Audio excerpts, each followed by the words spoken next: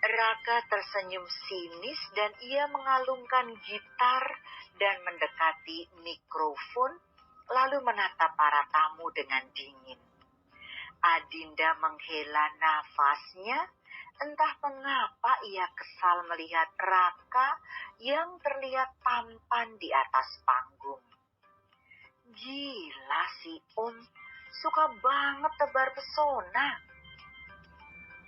Raka membisikkan sesuatu di telinga Alfa, dan Alfa segera mengatakan lagu yang akan mereka mainkan kepada Guna dan Gemal.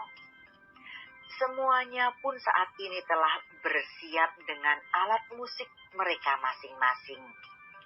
Guna menunjukkan senyum manisnya yang ia tujukan kepada Ayunda.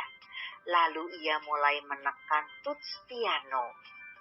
Lantunan suara piano mengawali lagu dan Ayunda terkejut karena lagu yang dimainkan Guna adalah lagu yang baru-baru ini sedang hits di kalangan anak muda, yaitu Pura-Pura Lupa. Raka mengeluarkan suaranya dan semuanya terpukau karena ternyata Raka memiliki suara yang sangat merdu dan indah. Adinda menatap Raka dengan tatapan kagum. Apalagi Raka memetik gitar dengan sangat terampil dan tiba-tiba Gemal menggebuk drumnya dengan semangat, membuat lagu pun berubah menjadi lagu-lagu Bon Jovi Always. Gemal, Alfa, dan Guna tertawa karena berhasil mengerjai Om mereka. Namun tanpa mereka duga, suara Raka pun bisa terdengar keren dengan musik rock. Baru tahu gue kalau Om Raka ternyata sekeren itu, ucap Vivian, membuat Adinda menganggukkan kepalanya menyetujui ucapan Vivian. Melihat Raka yang memiliki banyak kemampuan, tentu saja membuat sifatnya terlihat sombong. Adinda harus mengakui jika Raka memiliki pesona seorang bintang. Dia memang keren sih, tapi minus dengan sikapnya yang menyebalkan, ucap Adinda. Menyebalkan itu tipikal keturunan kakek, ucap Vivian sambil menatap Farhan yang saat ini sedang sibuk berbincang dengan rekan bisnisnya. Sambil menatap para pria-pria muda Candrama yang sangat ia banggakan. Alunan musik pun kembali berubah karena saat ini hanya lantunan musik dari grand piano yang sedang dimainkan Guna. Guna kembali tersenyum sambil menatap ke arah Ayunda dan ia mulai menyanyikan sebuah lagu untuk istrinya tercinta, yaitu Beautiful in White. Ayunda tersenyum malu-malu karena suaminya yang kaku dan dingin telah berubah menjadi sosok yang romantis saat ini. Raka, Gemal, dan Alfa meletakkan alat musik yang mereka mainkan. Ketiganya kemudian melangkahkan kaki mendekati Ayunda sambil membawa barang yang telah disiapkan oleh Guna. Raka membawa sebuket bunga mawar,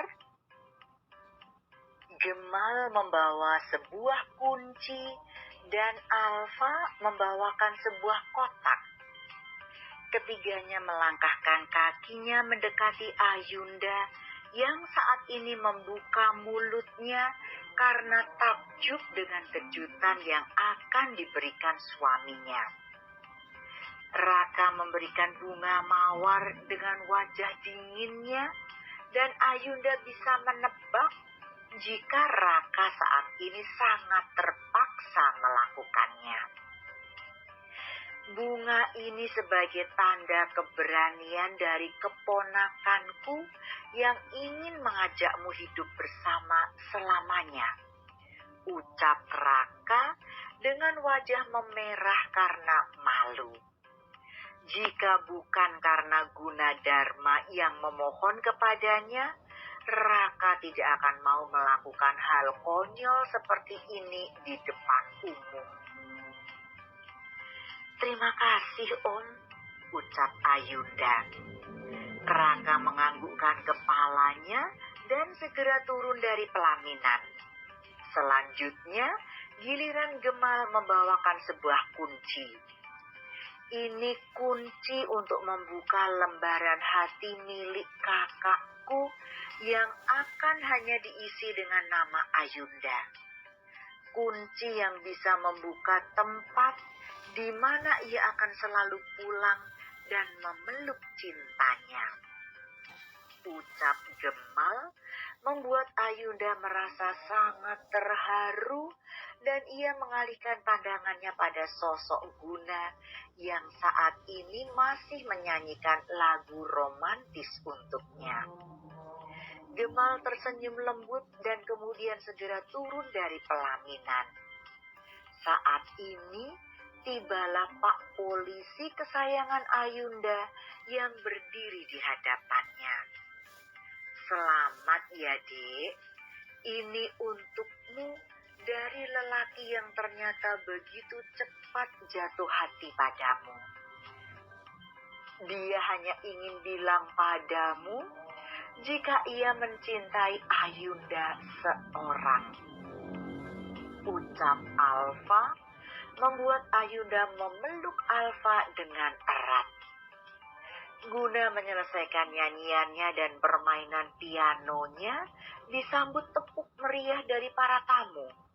Guna berdiri dan membungkukkan tubuhnya, lalu ia segera turun dari panggung dan diiringi dengan suara MC yang mengatakan tentang pertemuan Guna dan Ayunda hingga Guna jatuh cinta pada Ayunda lalu menikahi Ayunda. Ayunda menghapus air matanya yang menetes karena lagi-lagi ia terharu dengan kejutan yang diberikan suaminya. Saat Guna melangkahkan kakinya kembali ke pelaminan, Ayunda segera memeluk Guna sambil berbisik, "Ayu cinta banget sama Mas Guna," bisik Ayunda, membuat semua tamu bertepuk tangan melihat kebahagiaan kedua mempelai tersebut.